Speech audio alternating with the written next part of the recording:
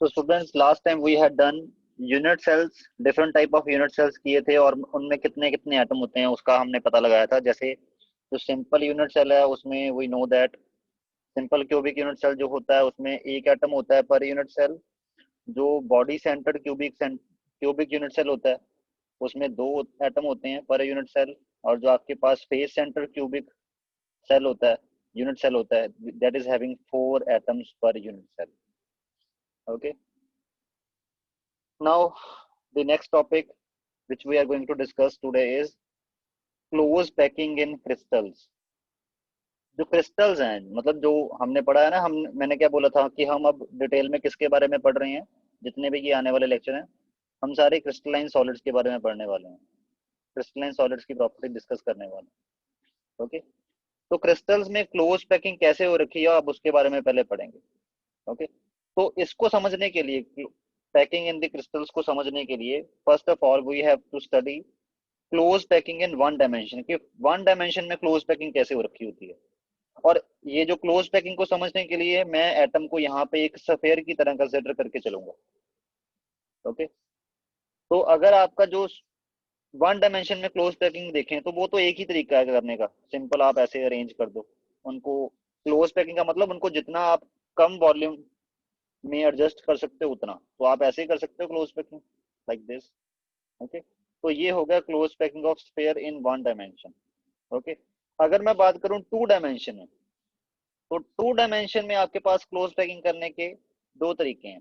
एक तो ये तरीका है जिसमें क्या होगा आपके पास, ऐसे आप सिंपली जैसे ऐसे वाली आपने कई सारी वन डायमेंशनल पैकिंग ली और उनको आपस में ऐसे अरेंज कर दिया। एक तो ये तरीका है।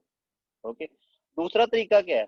दूसरा तरीका ये है कि आप जो है फर्स्ट रो में ऐसे ही अरेंज करो, सेकंड रो में आप थोड़ा सा आगे से शुरू करना, सो दैट ये आप समझ पा रहे हो ना, यहाँ पे देखो ये फिगर देख लो। ओके, ये जो फिगर बन रही है इसको बोलते हैं hexagonal close packing in two dimension.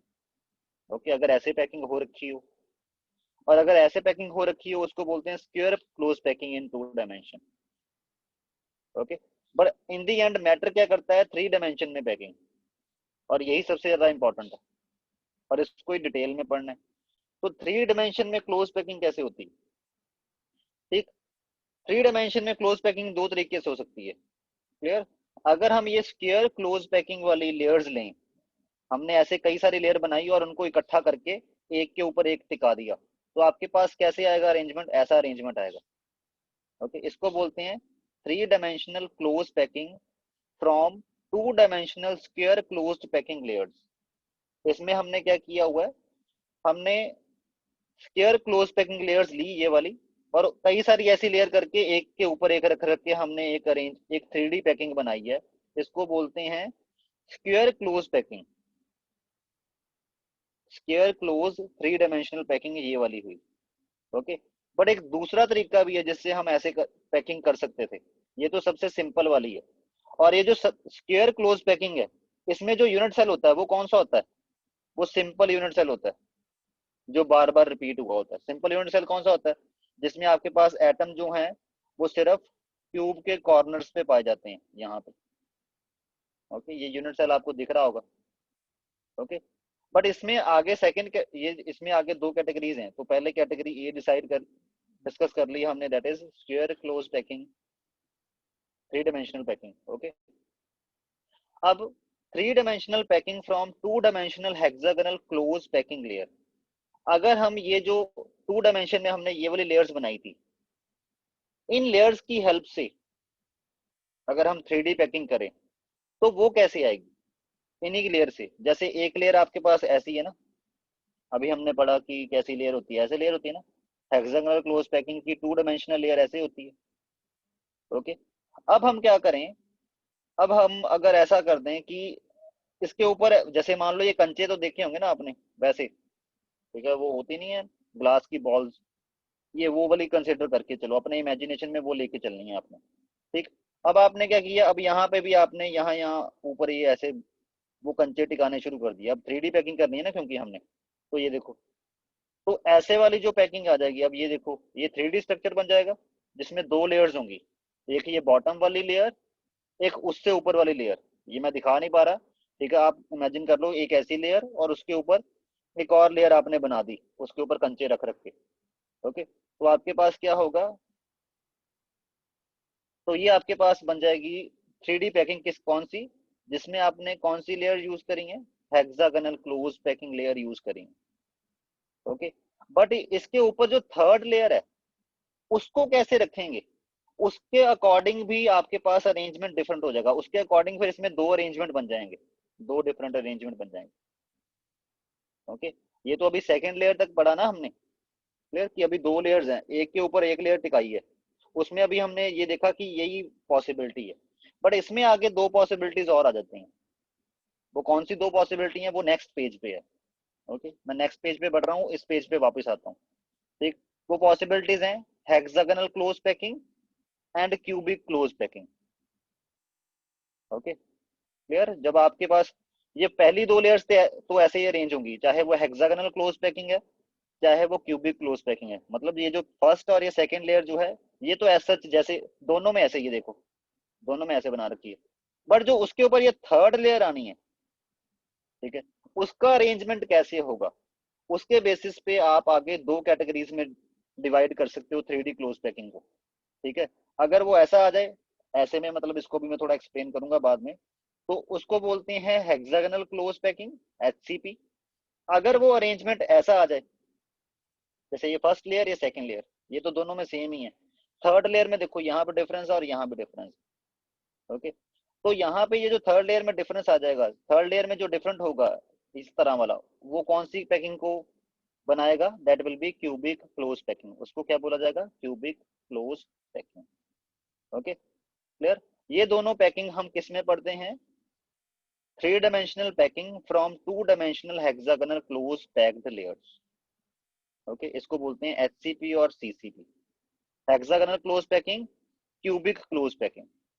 Okay, जैसे यहाँ पे पढ़ा ना हेक्सागोनल क्लोज पैकिंग और क्यूबिक क्लोज पैकिंग, यही दो तरीके की आगे पैकिंग है ना, ये क्लोज पैकिंग। ओके, अब ये हेक्सागोनल क्लोज पैकिंग कौन सी होती है और ये क्यूबिक क्लोज पैकिंग कौन सी होती है, इसको पढ़ने से पहले हमें एक टर्म समझनी पड़ेगी, that is called as the void. ठीक है, अब ये वॉइड क्या चीज है, ठीक है, वॉइड को हम जो है वो होल्स भी बोलते हैं और इंटरस्टिसेस भी बोलते हैं। इंटरस्टिसेस, वॉइड, होल एक ही मतलब, ठीक है, वैसे वॉइड का मतलब होता है खाली जगह। ओके, क्लियर, दी वॉइड्स और the holes in the crystal are called as the interstices, और सिंपली उनको होल और वॉइड भी बोला जाएगा। ओके, ये तीनों नेम, तीनों जो नेम है वो किसके लिए यूज हो रहा है, खाली जगह के लिए। जैसे आप यहाँ पे देखो इस पैकिंग में आपको खाली जगह दिख रही है, ना चाहते हुए भी खाली जगह थोड़ी बहुत बची जाएगी। ओके, वैसे ही जो सॉलिड्स होते हैं, सॉलिड्स में भी जैसे जब वो ऐसे ही स्फेयर से बने हैं, स्फेरिकल एटम से बने हैं, तो उनमें भी ना चाहते हुए बीच में थोड़ी बहुत एम्प्टी स्पेसेस होती हैं। ओके, जिनको हम क्या बोलते हैं, वॉइड्स या होल्स।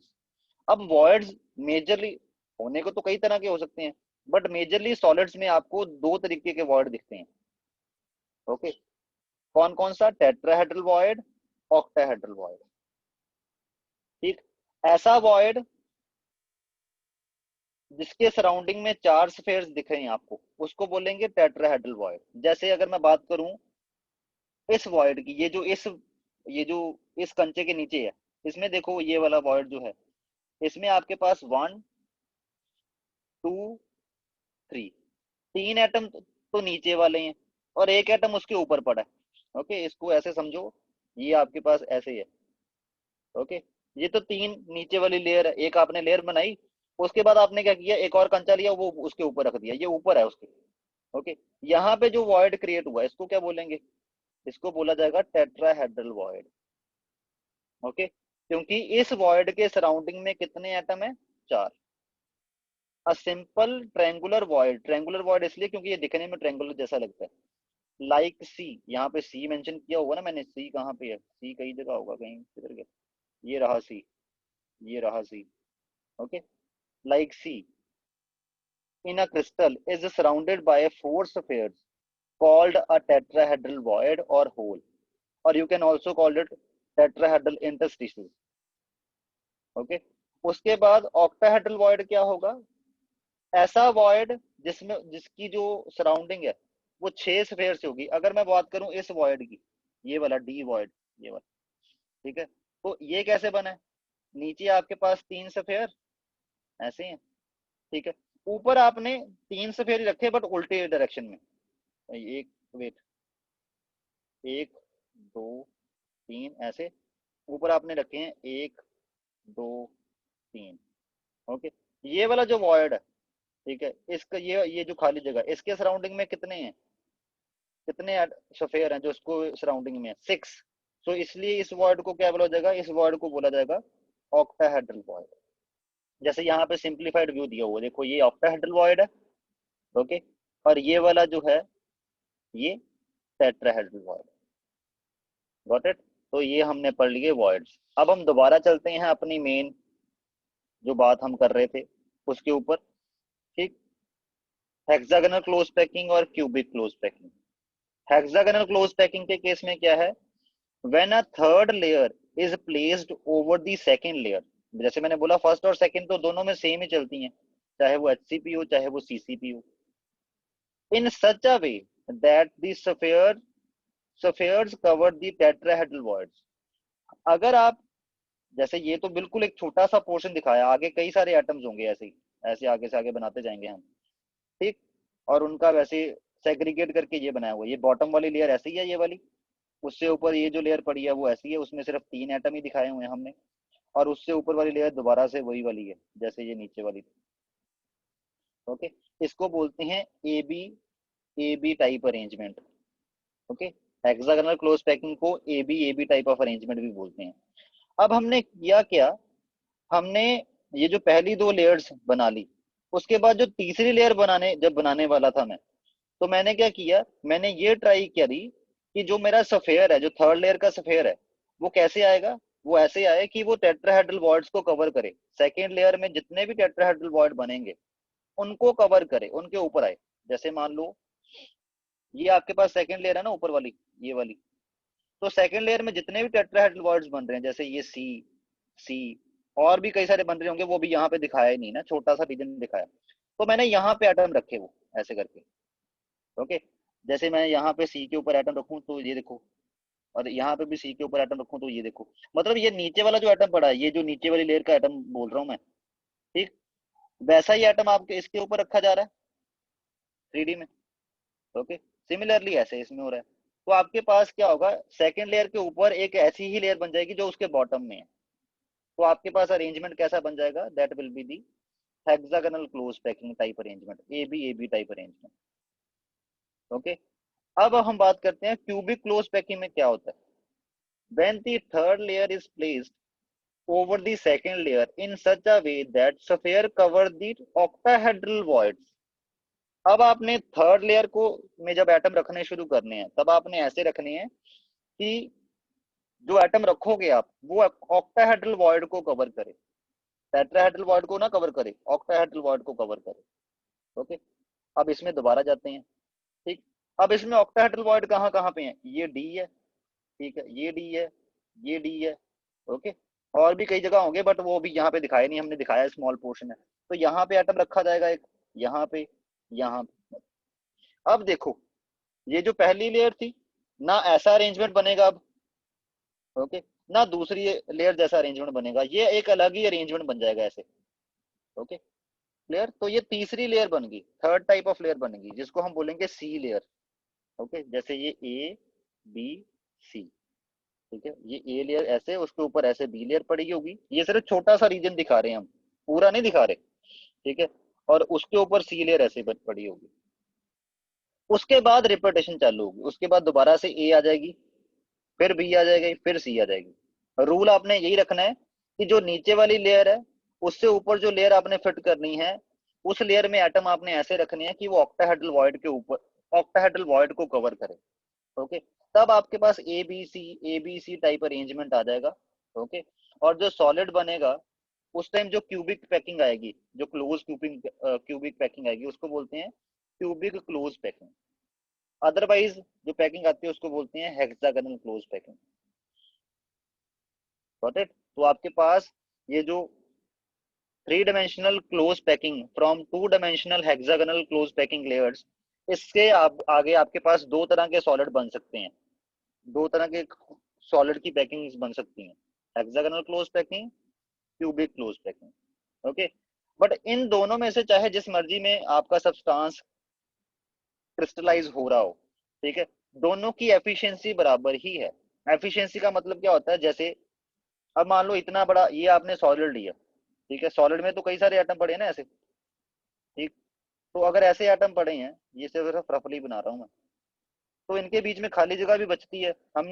हमें पता लग चुका है कि ना चाहते हुए भी थोड़ी बहुत खाली जगह बच जाती है, जिसमें आपके पास एटम नहीं होता बट एयर होती है। Okay, clear. तो आपके पास एफिशिएंसी का मतलब होता है volume occupied by the atoms, atoms ने कितना वॉल्यूम ऑक्यूपाई किया है divided by total volume of the solid. Okay, that is called as the packing efficiency. ठीक, चाहे आपके पास एचसीपी हो, चाहे आपके पास सीसीपी हो, चाहे आपके पास क्यूबिक क्लोज पैकिंग हो, चाहे आपके पास हेक्सागोनल क्लोज पैकिंग हो, दोनों की एफिशिएंसी बराबर होती है। ठीक है, both patterns though differ in form are equally efficient, occupy 74% of available space, hence called close packing, इसीलिए इसको क्लोज पैकिंग बोलते हैं। ओके,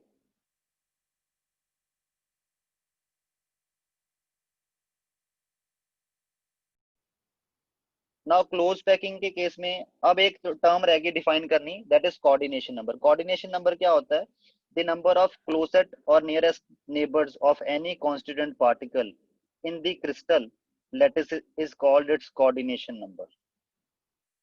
ठीक है, मतलब ऐसे बोल लो कि एक सफेयर को कितने ऑपोजिट सफेयर टच कर रहे हैं, कितने और सफेयर टच कर रहे हैं, वो उसका कोऑर्डिनेशन नंबर। जैसे अगर मैं बात करूं इस अरेंजमेंट की, कोई अरेंजमेंट ले लेते हैं, सिंपल सा कोई अरेंजमेंट मिल जाए, जैसे मैं इस सफेयर की ही बात करूं, इसका कोऑर्डिनेशन नंबर कितना है, इसका कोऑर्डिनेशन नंबर 6 है, क्योंकि इसको 6 सफेयर टच कर रहे हैं। ओके, क्लियर ये वाले। अगर मान लो और सफेयर भी टच कर जाएं तो इसका कोऑर्डिनेशन नंबर बढ़ जाएगा अकॉर्डिंगली, अगर नहीं करें तो कोऑर्डिनेशन नंबर 6 ही है। ठीक, मतलब एक सफेयर के नियरेस्ट नेबर कितने हैं, they are called as the coordination number of that particular atom. Sphere means atom, यहाँ पे मैं सफेयर वर्ड जब यूज कर जा रहा हूँ ना बीच बीच में, उसका मतलब मैं एटम ही बोल रहा हूँ, क्योंकि यहाँ पे हमने एटम को सफेरिकल मान के पूरा ये मॉडल एक्सप्लेन किया हुआ है। ओके, ऊपर से ये दोबारा दिखाया हुआ है हेक्सागोनल क्लोज पैकिंग के केस में, जिसमें ए बी टाइप लेयर बनती हैं, तो उसको अगर आपने ऐसे दिखाना हो शेप से तो आप ऐसे दिखा सकते हो। इसको हेक्सागोनल क्लोज पैकिंग क्यों बोलते हैं, क्योंकि एक तरह का हेक्सागन बन रहा होता है। Okay, clear. ये जो क्यूबिक क्लोज पैकिंग है वो तो हमने समझ लिया, ये क्यूबिक क्लोज पैकिंग है। क्यूबिक क्लोज पैकिंग को थोड़ा सा मॉडिफाई करके देखें ना, तो हमें ना ये एफसीसी जैसी पैकिंग दिखती है, ऐसे दिखता है। इसको थोड़ा सा सीधा किया तो ये बना एफसीसी पैटर्न दिखता है। तो एक्चुअल में जो क्यूबिक क्लोज पैकिंग होती है वो एफसीसी ही होता है। अगर आपको क्वेश्चन में के सीसीपी लिखा नजर आ जाए या एफसीसी लिखा नजर आ जाए, वो सेम ही बात है। Cubic close packing stands for FCC, face centred cubic. Okay, थोड़ा सा अगर उसको टिल्ट करके देखोगे, जैसे ऐसे होती है क्यूबिक क्लोज पैकिंग, ये भी थोड़ा सा पोर्शन दिखाया हुआ है उसका। ठीक, उसको अगर सफेयर बनाएं, सफेयर की फॉर्म में डिजाइन करें कि सफेयर में कहाँ कहाँ एटम होंगे, अगर इसको आपस में जोड़ के इसका सफेयर सा बने, ठीक, तो उसके अकॉर्डिंग आपके पास, और अब इस सफेयर सॉरी इस सफेयर बोल रहा हूँ, इस अगर क्यूब को अगर सीधा करोगे तो आपको ये दिखेगा एफसीसी। ओके, तो आप अभी के लिए क्या ऑन दी होल कंक्लूजन निकला कि आपके पास हेक्सागोनल क्लोज पैकिंग और क्यूबिक क्लोज पैकिंग की एफिशिएंसी बराबर होती है 74%। ओके, मतलब अगर आप 100 लीटर का क्यूब लोगे जिसमें हेक्सागोनल क्लोज पैकिंग हो रखी है या क्यूबिक क्लोज पैकिंग हो रखी है, तो 75 लीटर जो है वो उसमें मटेरियल से ऑक्यूपाइड है, बाकी जो 26 लीटर है वो खाली है, एम्प्टी। ओके, और क्यूबिक क्लोज पैकिंग ही फेस सेंटर्ड क्यूबिक पैकिंग होती है। ठीक, ये दो कंक्लूजन जो मेन निकली है हमारे पास। ओके, और हमने पढ़ा दो तरह के वॉइड्स, ऑक्टाहेड्रल वॉइड और टेट्राहेड्रल वॉइड, बस ये दो कंक्लूजन है जो आगे चल के मैंने उठानी है। ओके, और थोड़ा बहुत ये मॉडल मॉडल अपने दिमाग में इमेजिन करके चलो। ओके,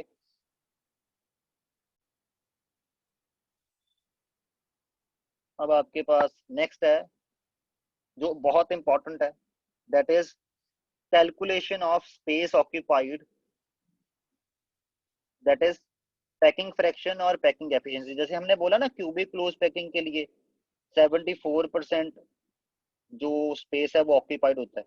अब हम दोबारा से अपने यूनिट सेल की तरफ आ रहे हैं कि यूनिट सेल की पैकिंग फ्रैक्शन क्या होती है। हमने जो हमारे सिलेबस में जो यूनिट सेल जो हम पढ़ रहे हैं यूनिट सेल्स, तो हमने मैंने बोला था 3 तरह के हम यूनिट सेल को डिटेल में पढ़ेंगे। कौन कौन से? सिंपल यूनिट सेल, ठीक है, body centred unit cell and face centred unit cell. Okay, इसको शॉर्ट फॉर्म में बीसीसी बोलते हैं, इसको एफसीसी, इसको एससीसी भी बोल देते हैं, simple cubic unit cell. Okay, clear. तो अब हमने तीनों की पैकिंग एफिशिएंसी देखनी है। जैसे एफसीसी का तो हमें पता लग ही गया एफसीसी की कितनी होती है, 74%। पर फिर भी उसके लिए एक्सप्रेशन ड्राइव करना है कि एफसीसी की 74% कैसे आती है। ओके, अब वो तीनों के लिए एक्सप्रेशन ड्राइव करेंगे हम। पहला जैसे यार packing efficiency in simple cubic lattice. Simple cubic lattice में क्या होता है? सिंपल क्यूबिक लैटिस कहाँ पे आता है? जो हमने सबसे पहली शेप करी थी, इसमें कौन सा यूनिट सेल बना था? Simple cubic lattice. ओके, तो सिंपल क्यूबिक लैटिस को मैं ऐसे दिखा लूं, एक्चुअल में ये सफेयर आपस में एक दूसरे को टच कर रहे होते हैं, बट ये सिंपलिसिटी के लिए हम ऐसे दिखा देते हैं। ओके, एक्चुअल में ये इतना ये नहीं है कि एक क्यूब बना है उसके सेंटर में साइड में पड़े हुए हैं, ये तो सिंप्लीफाइड अरेंजमेंट कह सकते हो आप। ठीक, तो इसमें पैकिंग एफिशिएंसी देखनी है हमने। पैकिंग एफिशिएंसी क्या है, या पैकिंग फ्रैक्शन बोल लो या पैकिंग एफिशिएंसी बोल लो, एक ही बात है। उसका फॉर्मूला है आपके पास volume occupied by the atoms divided by volume occupied by the cube, which is unit cell. Volume occupied by the atom divided by volume occupied by the unit cell is called as the packing fraction. तो simple cubic lattice के case में क्या होता है? Simple cubic lattice के case में ये आपके पास सिंपल क्यूबिक लैटिस है, एक्चुअल में ये आपस में एटम टच हो रखे हैं ऐसे। क्यूब मैं उठा ही लेता हूँ, वेट पीछे से फिगर से उठाता हूँ एक बार। सो इससे लिया है हमने, ये देखो ये है unit cell, simple cubic unit cell, इससे हमने ये पोर्शन उठाया है ये वाला। ओके, और उसको ऐसे रिप्रेजेंट कर रहे हैं सिंप्लीफाई करके। क्लियर। अब हमने निकालना क्या है? हमने निकालना है इसकी पैकिंग एफिशिएंसी। पैकिंग एफिशिएंसी का फॉर्मूला क्या है? पैकिंग एफिशिएंसी या पैकिंग फ्रैक्शन सेम ही चीज है, volume occupied by the atoms divided by volume occupied volume of the cube unit cell, volume of the unit cell. Okay, अब आपके पास दो तरह के, हम इसमें क्या मान के चल रहे हैं, edge length of the cube. ये जो यूनिट सेल है इसके एज लेंथ जो है वो ए मानी मैंने। ओके, और इसमें जो एटम है ये वाले एटम्स, इस एटम सफेरिकल एटम ना, तो इसका रेडियस में आर मान के चल रहा हूँ। Okay, clear. और एक्चुअल में ये जो यूनिट सेल है वो ऐसा है ना, एक्चुअल में तो ये सफेयर आपस में टच कर रहे हैं, तो मेरे को दिख रहा है कि ये जो एज लेंथ है ए, जब मैं इसका और टॉप व्यू देखूं, ये वाले यूनिट सेल का ये वाला व्यू देखूं ऊपर से, तो मेरे को वो ऐसा नजर आएगा। ठीक, और ये उसका फेस है, ये ऊपर वाला फेस ऐसा है, तो मेरे को दिख रहा है कि मैं इसको एज लेंथ बोल रहा हूँ ए। ओके, तो इसको एज लेंथ बोल रहा हूँ ना ए, तो a equal to r plus r. अगर ए को आर के टर्म में निकालना होगा तो ये r plus r, 2r, this length is equal to 2r और ए, सेम ही बात है। क्लियर। तो यहां से मेरे पास ए और आर का रिलेशन पता लग गया कि क्यूब की लेंथ, एज लेंथ और स्फेयर के रेडियस में क्या रिलेशन है। वो रिलेशन क्या है आपके पास, ए इक्वल टू 2r। ये हमें चाहिए क्यों था वो मैं अभी आपको बताता हूँ। ठीक, अब हमने पैकिंग फ्रैक्शन का फॉर्मूला तो हमें पता है, पैकिंग फ्रैक्शन का फॉर्मूला हमने लगाना है। कैसे लगाना है? पैकिंग फ्रैक्शन निकालने के लिए आपके पास क्या चाहिए, volume of atoms present in unit cell divided by volume of unit cell. ये फॉर्मूला ना आपके पास। ठीक, कितने एटम्स होते हैं? सबसे पहले ये बताना पड़ेगा आपको सिंपल यूनिट सेल में कितने एटम्स होते हैं। हमने ड्राइव करा था एक्सप्रेशन, सिंपल में एक ही एटम होता है। पूरे यूनिट सेल में कितने एटम होते हैं? सिंपल में एक। तो एक एटम का वॉल्यूम कितना बनेगा जो उसने ऑक्यूपाई किया होगा?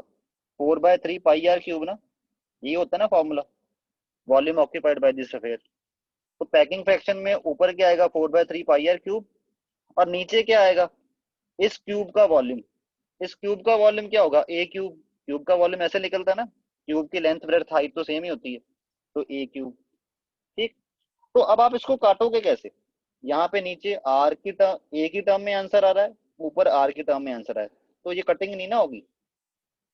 तो कटिंग को कैसे किया जाएगा? अब जब आपके पास ए और आर का रिलेशन होगा तब हम क्या करेंगे? ए की वैल्यू आर के टर्म में पुट कर देंगे। तो इसलिए हमें ये रिलेशन सबसे पहले निकालना जरूरी है। उसके बाद पैकिंग फ्रैक्शन के फॉर्मूले, जैसे मैंने यहाँ पे number of atoms in the unit cell कितने हैं? 1। Volume occupied by the atoms, एक ही तो एटम है उसका वॉल्यूम कितना होगा? 1 multiply by this. And volume occupied by the unit cell, unit cell का कितना वॉल्यूम है? ए क्यूब होगा। ए की वैल्यू वैसे कितनी है? 2r। तो आपने ए की वैल्यू 2r पुट कर दी, तो उसका क्यूब होना है 8r क्यूब। तो this is the volume of the unit cell and this is the volume occupied by the atoms. Okay, तो बस पैकिंग फ्रैक्शन में क्या किया आपने? Volume occupied by the atoms divided by volume of the unit cell, इसकी value put कर दी, r cube से आर क्यूब कट गया। पैकिंग फ्रैक्शन इसको सॉल्व करोगे आंसर आ गया 0.524। मतलब packing fraction of simple unit cell कितनी होती है? 0.524। ओके। और अगर आपको कोई पैकिंग परसेंटेज पूछ ले तो कोई घबराने वाली बात नहीं है, फ्रैक्शन अगर निकल गई उसको 100 से मल्टीप्लाई कर देना, उससे परसेंटेज निकल आती है। ओके। फ्रैक्शन जो है वो पर यूनिट के अकॉर्डिंग होती है, परसेंटेज में हमने परसेंट के अकॉर्डिंग बताना होता है, पर 100 के अकॉर्डिंग बताना होता है, उसमें हमने 100 से मल्टीप्लाई कर देनी। तो packing efficiency of the simple unit, simple cubic lattice कितनी होती है? 0.524। Second, packing efficiency of face centred cubic system, FCC. Okay. और एफसीसी की बोल लो या सीसीपी की बोल लो, सेम ही बात है ना, हमने अभी देखा एफसीसी जो है वही सीसीपी है। क्लियर? तो इनकी पैकिंग फ्रैक्शन के लिए एक्सप्रेशन निकालो। ओके। इसमें भी सबसे मेन काम ही ए और आर का रिलेशन एस्टेब्लिश करना है। ए और आर का रिलेशन जब एस्टेब्लिश हो गया, बात खत्म। उसके बाद तो वो फॉर्मूले में पैकिंग फ्रैक्शन का फॉर्मूला आपको पता ही है, volume occupied by the atoms divided by the total volume of the cube, unit cell. Cube बोल लो या यूनिट सेल बोलो, एक ही बात है। ओके। तो इसके केस में सबसे पहले ए और आर का रिलेशन एस्टेब्लिश करना है। एफसीसी ये होता है अरेंजमेंट। और इसका अगर मैं टॉप का व्यू देखूं, वो मेरे को ऐसा दिखेगा, ये वाला। इसको ऊपर से देखूं तो वो ऐसे है। ओके। एक्चुअल में ये इतना डिस्टेंस नहीं है और बी और सी के बीच में, एक्चुअल में बी और सी ऐसे ज्वाइन हो रखे हैं, सॉरी ज्वाइन नहीं हो रखे, मैं बताता हूँ अभी। इसका टॉप का व्यू ऐसा है, एफसीसी का ऐसा होता है। क्लियर? और ये आपकी एज लेंथ है, ये यही है ना एज लेंथ। ओके। तो इसमें ए और आर का रिलेशन कैसे निकलेगा? ये तो आपस में टच ही नहीं कर रहे, अप्रोक्सीमेशन हम कर नहीं सकते। पिछली बार तो क्या हो रहा था? पिछली बार तो ये दोनों टच कर रहे थे, इसलिए हमने निकाल लिया कि are plus are means 2r, और वही इक्वल टू ए है, हमें पता लग गया था। इसमें कैसे करें अब? ठीक है, इसमें रिलेशन कैसे निकलेगा ए और आर का, कि ए और आर का रिलेशन क्या है? ये डायगोनल कितनी लेंथ का होगा अगर मैं ए की टर्म में निकालूं? ये वाला डायगोनल, ए बी की लेंथ कितनी है? ए बी कितना है? एज लेंथ ही ना ए। बी सी की लेंथ कितनी है? ये भी ए। ठीक। ए ए। तो ए सी की लेंथ कितनी है? राइट एंगल ट्रायंगल जब बने तो एसी की लेंथ किस कैसे आती है? अंडर रूट 2 आ जाएगी ना, by applying Pythagoras theorem. Pythagoras theorem apply करके मैंने एसी की वैल्यू निकाल ली, कितनी आई इन टर्म ऑफ ए? ये बनी √2 है। ओके। तो ये वैल्यू कितनी है इसकी? ये वाली √2 है। ओके। और ये वैल्यू अब आर के टर्म में निकल सकती है? हाँ जी, r plus r plus r plus r, 4r। अगर आर के टर्म में निकालनी है तो ये लेंथ कितनी है? 4r। यहाँ पे आर क्या है? Radius of the atom. ठीक है। इट मींस AC की R की टर्म में वैल्यू है 4R और AC की A की टर्म में वैल्यू है √2A। तो बस आपने A और R का रिलेशन निकल जाएगा, इन दोनों को इक्वल कर लो, इक्वल ही है ना AC। तो यहां से A की वैल्यू क्या आ जाएगी, √2R। Okay clear. अब फॉर्मूला अप्लाई करना है। फॉर्मूला अप्लाई करने के लिए आपको क्या चाहिए, आपको याद है volume occupied by the atoms. इसमें कितने एटम होते हैं FCC में, 4। एक एटम का वॉल्यूम कितना होगा, 4/3πr³। तो 4 का कितना होगा, 4 multiply by this, this is the total volume occupied by the atoms. और volume occupied by the unit cell, ये जो यूनिट सेल है इसका वॉल्यूम कितना है, A³ निकलता है। ओके A की वैल्यू क्या है R के टर्म में, क्योंकि कैंसिल करने के लिए R के टर्म में आपको पुट करनी पड़ेगी तभी कैंसिल होंगे। तो A की वैल्यू क्या है, R के टर्म में पुट कर दी। पैकिंग फ्रैक्शन में क्या होता है, volume occupied by the atoms present in a unit cell divided by volume of the unit cell। बस वैल्यू पुट कर दो। ठीक, R के टर्म में दोनों की वैल्यू पुट करी, R³ से R³ कटा, ये बचा। इसकी जब कैलकुलेशन करी ये बना 0.74, और अगर परसेंटेज में बताना है तो 74। ओके तो 70, हमने यही पता बोला था ना पीछे भी। ठीक है, तो इसकी पैकिंग फ्रैक्शन कितनी होती है, 0.74। Got it. अगर आपको ये वाला नहीं समझ लगा तो इसके लिए आपको रूम, अपना रूम देखो जिस रूम में बैठे हुए, तो रूम में जिसमें बैठे हुए हो, एक कोई भी एक दीवार देखनी शुरू कर दो। ठीक, तो ये जो दीवार है ये वाली, ये छत है मान लो आपकी। ठीक है, छत में, छत का डायगोनल, ये छत है आपकी, छत का डायगोनल कितना होता है, मान लो आप परफेक्ट क्यूबिक कमरे में बैठे हो, ये कितना होगा, राइट एंगल ट्रायंगल बनेगा ना, जो ये है ये, और इसलिए इसका ये बनेगा √2। Okay clear. तो छत के अकॉर्डिंग देख लो। Got it. तो आपके पास पैकिंग फ्रैक्शन कितनी आ गई FCC की, 0.74। अब आगे लास्ट रह गया BCC का, आज के लिए इतना ही है फिर। Now the last is packing efficiency in body centred cubic structure. Okay, body centred cubic structure कैसा होता है एक्चुअल में, अगर इसका इमेजिनेशन करें तो ये ये और ये एक लेयर, उसके ऊपर एक बीच में ये ऐसे एटम पड़ा हुआ है, उसके ऊपर 4 एटम और ऐसे उसी के ऊपर। ओके तो एक्चुअल में ये आपस में टच कर रहे होते हैं। ठीक, वेट मेरे पास इसका फिगर पड़ा है वो दिखाता हूँ। तो ये होता है ना BCC वैसे एक्चुअल में, कि बॉडी की सेंटर में एक पूरा एटम और वैसे सराउंडिंग में वही 1/8 ऑफ एन एटम। ओके तो इसको सिंप्लीफाई करके ऐसे दिखाया हुआ है। क्लियर। इसमें आपके पास कैसे निकलेगा A और R का रिलेशन, मेन यही निकालना है, बाकी तो सारा काम हो ही जाता है। A और R का रिलेशन निकलेगा बॉडी डायगोनल से। ये वाला diagonal is called as body diagonal. आपकी छत के एक कॉर्नर से, ठीक है, कोई भी कॉर्नर उठा लो, ओके, फर्श के उसके ऑपोजिट कॉर्नर तक, ये वाला जो डायगोनल है इसको बोलते हैं बॉडी डायगोनल। ओके, और एक्चुअल में ये और ये तीनों एटम जुड़े हुए हैं ऐसे, ए, ये बॉडी डायगोनल है आपका। Okay clear. तो बॉडी डायगोनल की हेल्प से A और R का रिलेशन पता लगेगा। ये बॉडी डायगोनल की लेंथ कितनी होगी इन टर्म ऑफ A। ठीक, इसमें ट्रायंगल लेना पड़ेगा ACD, ये वाला ट्रायंगल।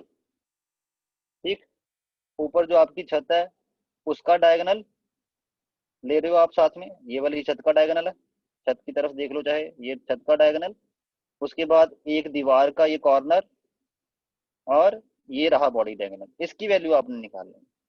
ये जो डायगोनल है बॉडी, ये जो फेस डायगोनल होता है इसकी वैल्यू कितनी होती है A के टर्म में, √2 है, अभी पिछले वाले में निकाली हमने। ओके, ये जो सीडी है, ये जो एज लेंथ है क्यूब की, इसकी वैल्यू कितनी है A, ये तो हमें पता ही है। तो ये AD की वैल्यू कितनी होगी, AD की, राइट एंगल ट्रायंगल बन रहा है ना, तो राइट एंगल ट्रायंगल में ये AD की वैल्यू कितनी निकलेगी, AD will be, Pythagoras theorem लगा के निकाल लेंगे। AC की वैल्यू कितनी है, √2 है, और CD की वैल्यू कितनी है A, तो आपने निकाली, तो AD की वैल्यू कितनी आ गई, √3 है। तो ये जो AD है इसकी वैल्यू कितनी है, √3 एक्चुअल में ये जो एडी है, यहाँ पे अगर ये एटम मैं दिखाऊं तो ए से डी ये 3 एटम जुड़े हुए हैं आपस में,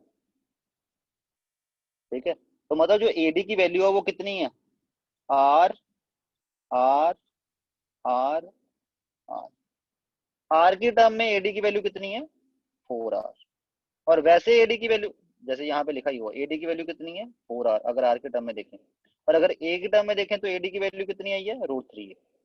तो एडी, ये दोनों एडी की वैल्यूज हैं, तो हमने इनको इनकी राइट हैंड साइड को इक्वेट कर लिया, क्या बना, √3a = 4 आर। तो यहाँ से ए की वैल्यू क्या आ गई, 4/√3 are.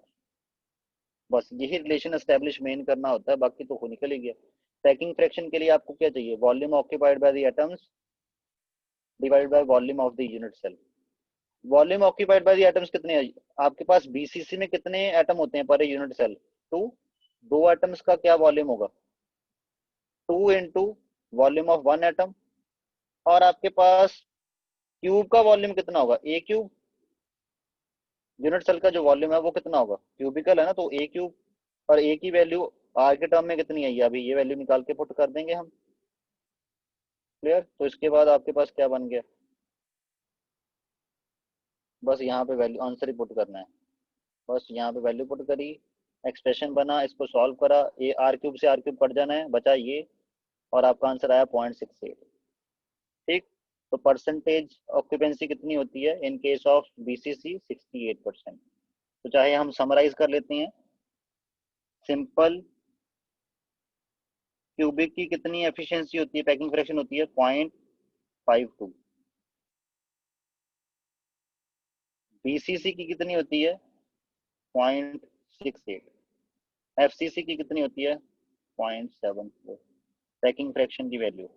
Okay, clear, that's it. और यही आज का लेक्चर का बस एंडिंग है अब।